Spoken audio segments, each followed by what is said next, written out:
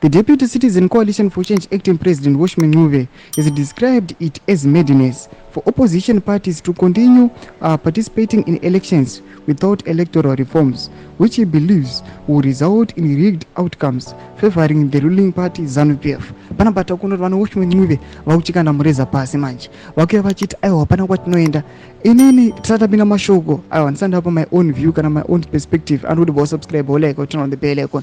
Pana pano yatiri kuona kuti avana Washman Nuve panapa vanenge vazosangana nereality yavo vachiotana mashure kuti aiwa kana pasati pane mareforms hazvibetseri kuti tiite maelections. Panapa tichipinda munhau panapa munobuda munyogwa muchinzi speaking at Triple CC victory celebrations for Cholocho Ward 1 councillor Witness Kumalo Nuve referenced the late movement for democratic change MDC leader Morgan Tsvangirai, who often emphasized the futility of participating in elections in an unsuitable environment.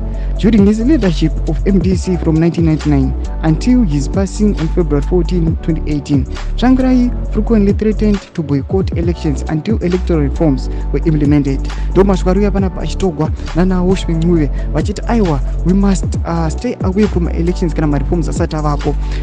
Inongwa strategy yatiri kuona kuti zvamaoziva kuti vanhu vese vanoziva chokwadi ende vanhu Washman Nuve nana Tshabangu vanoziva kuti aiwa munhu anodiwa neZimbabwe ndiani, izvozvo vanotozviziva. It is their own piece of information anotoziva kuti munhu anodiwa munyika yeZimbabwe ndiani. Saka tiri kuona kuti mashoko ari kuyataura achiti aiwa they must stay away from elections inhau yengoti varongotya kuda kungonyadzisiwa chete kungoti aiwa chikwadi chingobuda pachina kuti vakakurira for erally vakati ngatisangane muBulawayo kana muMidlands kana kuMashonaland vanoona kune vanhu vana 50 but mukanoti chamisa wacho wavari kubvisa chimiro pavanhu munoona kuti aiwa anenge akatozadza mamillions mamultitudes of people. Takuona kuti aiwa vakomana ava vakunyatsoona kuti kwatakuenda kuenda neke. Votitse mafunguro enyu muri kudii pamusoro pechitiko ichi. Aiwa pina comment section medu, subscribe or like, turn on the bell icon.